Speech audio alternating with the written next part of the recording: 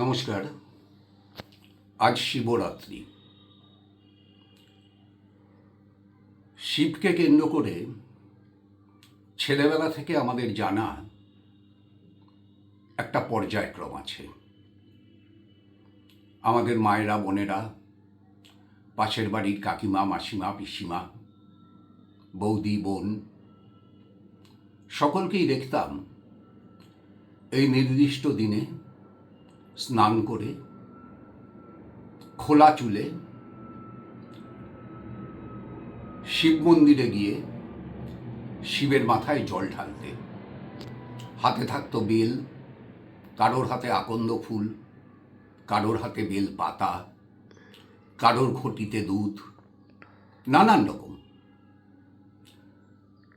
কিন্তু এটাকে কেন্দ্র করে পাড়ায় মাইক বাজতে দেখেছি। ছেলেবেলায় এমন স্মৃতি মনে আসে না। মনে আসে না মন্দিরের বাইরের কোনো এলাকাকে আলোকসজ্জায় সজ্জিত করা হয়েছে এমন কোনো দৃশ্য।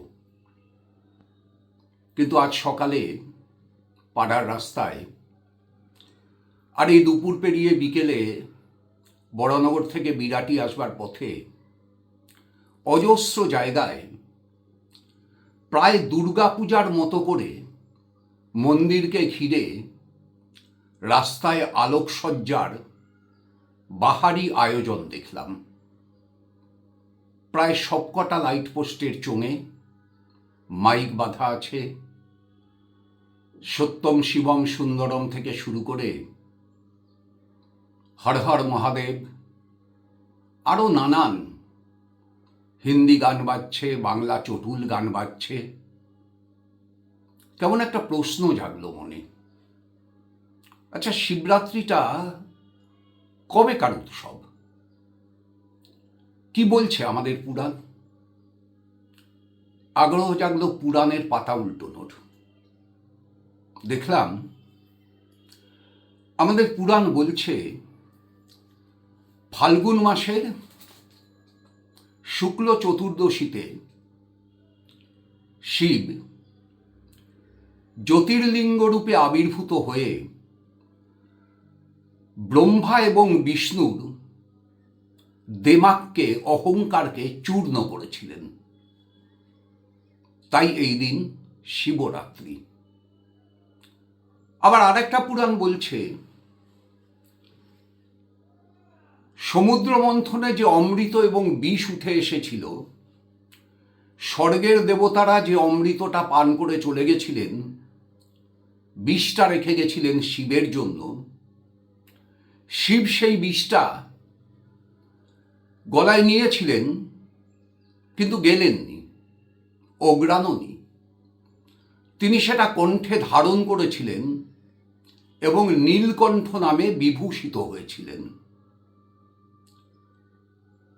শিবের এই অদম্য শক্তি স্বর্গের দেবতাদের আশ্চর্য করেছিল। তারা শিবকে দেবাদিদেব মহাদেব বানিয়ে স্বর্গের দেবমণ্ডলীতে স্থান দিয়েছিলেন। পুরাণ বলছে এই ঘটনাটাও নাকি ঘটেছিল ফাল্গুন মাসের শুক্লা চতুর্দশীর দিনে। তাই এই দিনটা শিবরাত্রি। আবার আর একটা পুরাণ বলছে পার্বতী শিবের জন্য যে উপাসনা করেছিলেন, সেই উপাসনায়, প্রার্থনায় সন্তুষ্ট হয়ে এই দিনেই শিব পার্বতীকে বর দিতে চেয়েছিলেন এবং পার্বতী শিবকে পতিরূপে পাওয়ার প্রার্থনা করেছিলেন। শিব সেই প্রার্থনা মঞ্জুর করেছিলেন, অর্থাৎ শিব পার্বতীর বিবাহ হয়েছিল এই দিনে। তাই এই দিনটা শিবরাত্রি। এইরকম নানান পুরাণে নানানভাবে ব্যাখ্যাত হওয়া শিবরাত্রি কবে থেকে পালিত হচ্ছে তার কোনো নজির আমি কোথাও খুঁজে পাইনি। কিন্তু বহু যুগ ধরে পালিত হচ্ছে, এ নিয়ে কোনো সংশয় নেই। কিন্তু এই পুরাণগুলোকে ঘাটলে বোঝা যাচ্ছে যে শিবের এই প্রতিষ্ঠা আসলে আর্য এবং অনার্যের সংঘাতের কাহিনীতে মোড়া। আর্যরা আমাদের দেশে এসেছিলেন ৩৩ কোটি দেবতা নিয়ে। এই কোটি শব্দের অর্থ সংখ্যাবাচক বিশেষণ পদ না, এটি একটি গুণবাচক বিশেষ্য পদ। ৩৩ কোটি মানে ৩৩টি প্রধান দেবতা। কারা তারা? দ্বাদশ আদিত্য, একাদশ রুদ্র, অষ্ট বসু এবং অশ্বিনী কুমারদ্বয়। এই যে ৩৩টা দেবতা নিয়ে আর্যরা এলেন, এদেশে তার আগে থেকে অনার্য সভ্যতা বিরাজমান। হরপ্পা মহেঞ্জোদড়োর নালীগুলো তারা বানিয়েছিল। কালীবঙ্গন লোথালে তাদের সভ্যতা বিস্তৃত ছিল। ফলে এই যে অনার্য সভ্যতা বিস্তৃত ছিল, সেই অনার্যদের যে প্রাচীন দেবমণ্ডলীর কথা জানা যাচ্ছে, তাতে দেখা যাচ্ছে যে তাদের দেবী বেশি, দেবতা কম।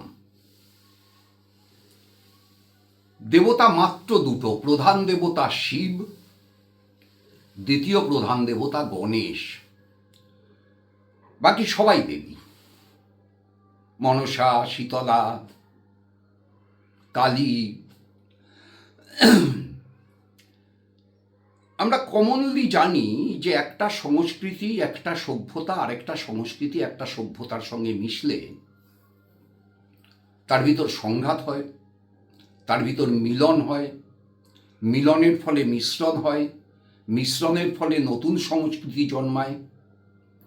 এটাই পৃথিবীর সভ্যতার বিকাশেরও ইতিহাস। তাহলে আর্যরা যখন এখানে এলেন, তখন অনার্যদের সঙ্গে তাদের সংঘাত হলো।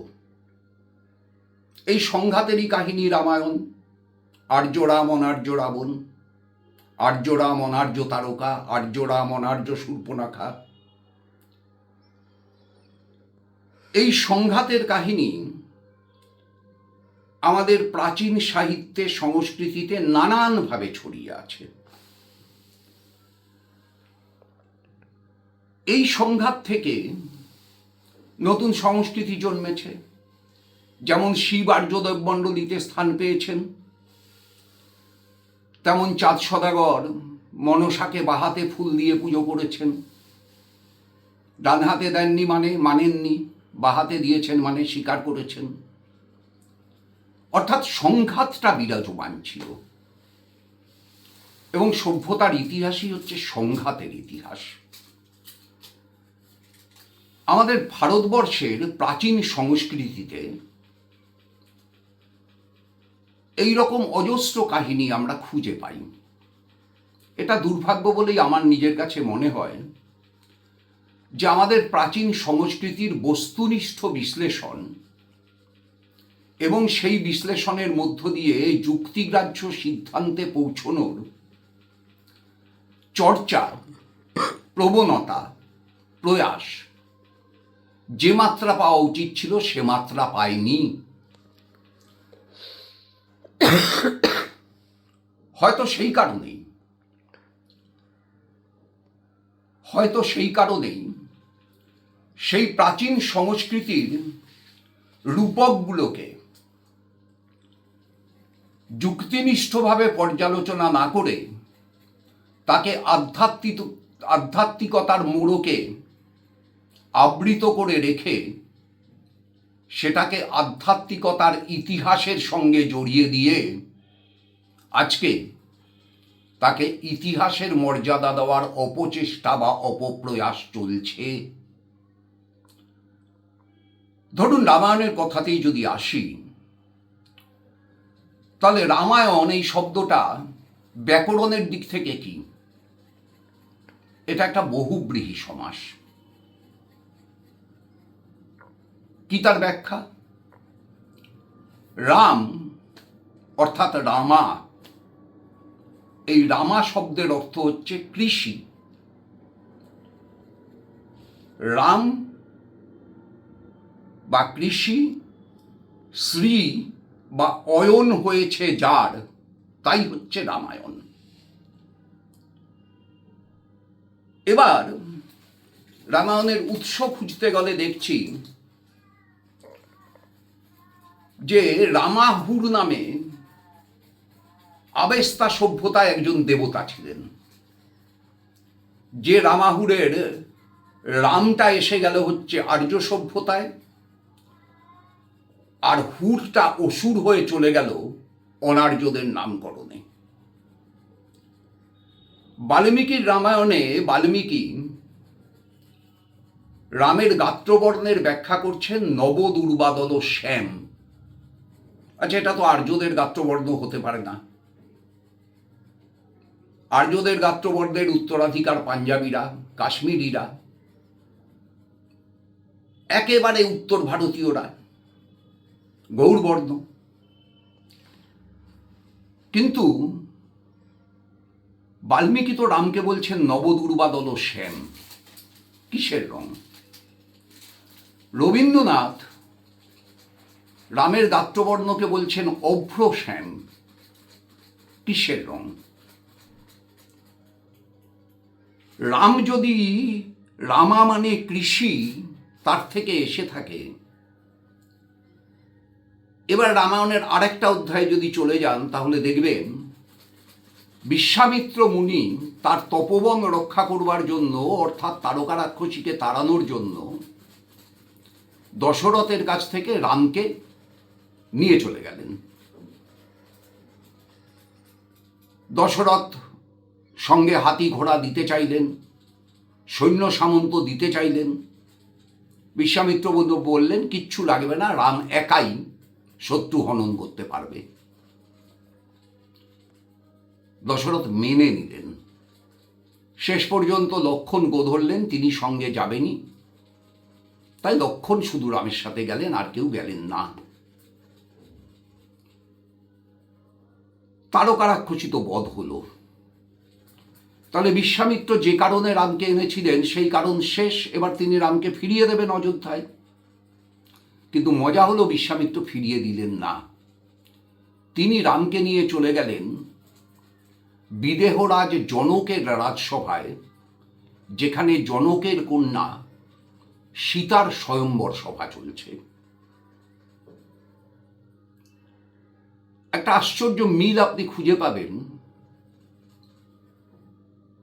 সেই সময়ের সমস্ত রাজারাই ছিলেন হচ্ছে মৃগয়া বিশারদ,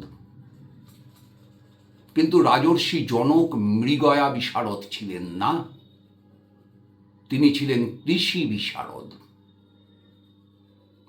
তিনি জমি চাষ করবার সময় তার লাঙলের ফলায় অজনিজ সীতাকে পেয়েছিলেন, অর্থাৎ সীতার জন্ম অজনিজ।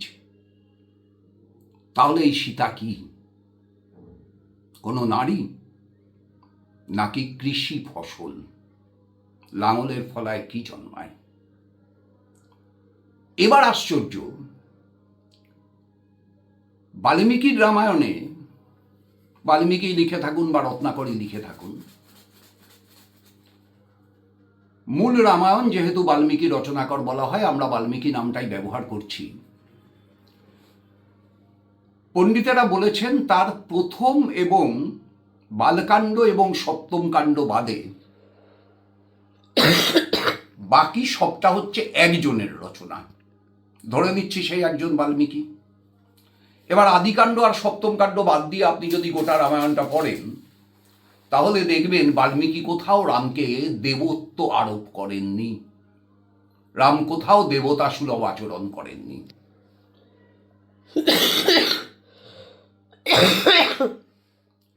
আরো বিস্তারিতভাবে পড়লে আপনি দেখবেন রাম কোনো দেবদেবীর পুজোও করেননি।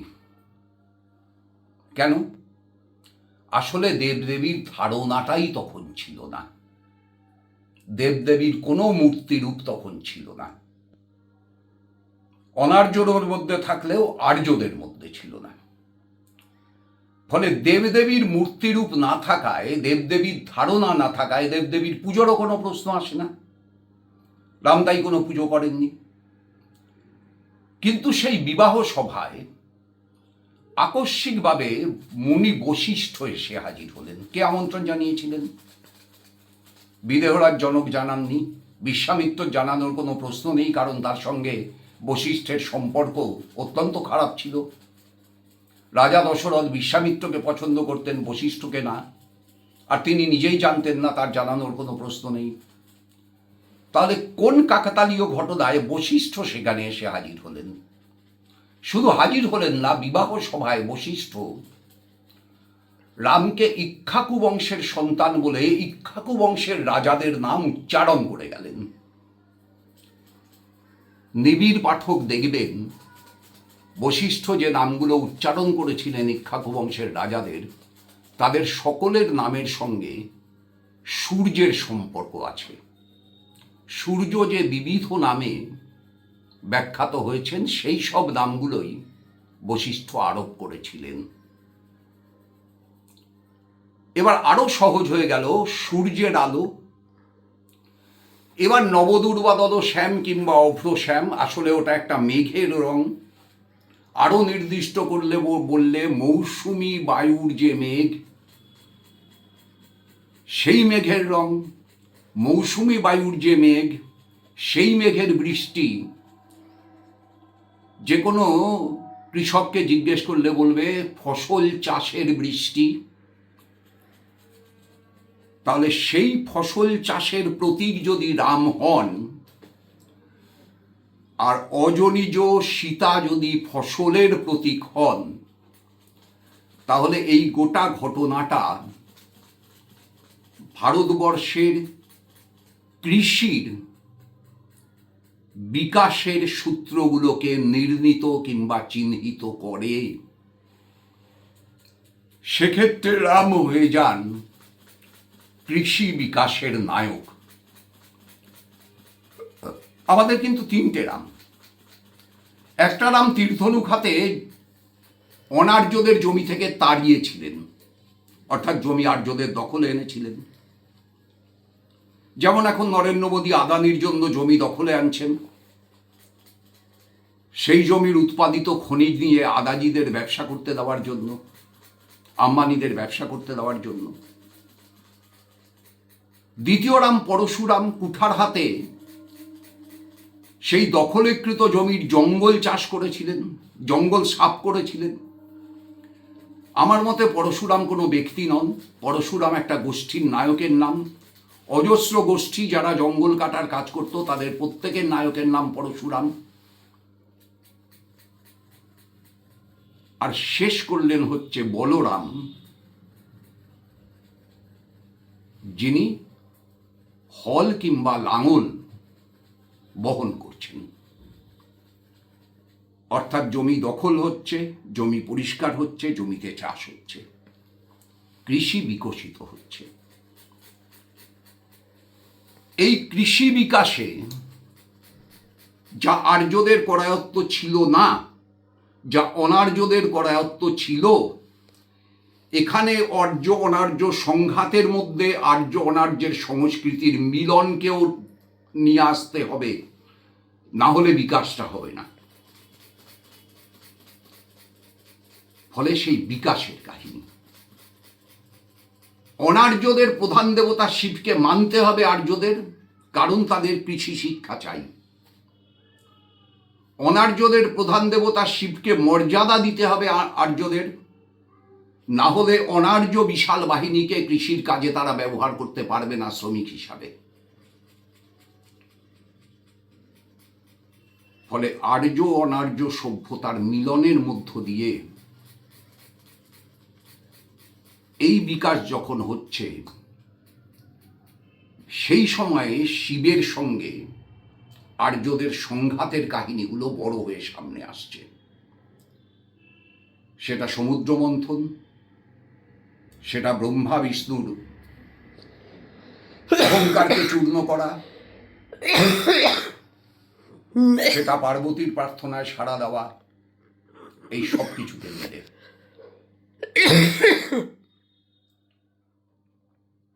সেই শিব পূজিত হচ্ছেন। মা বোনেরা ভালো থাকুন, দিনটা ভালো কাটুক।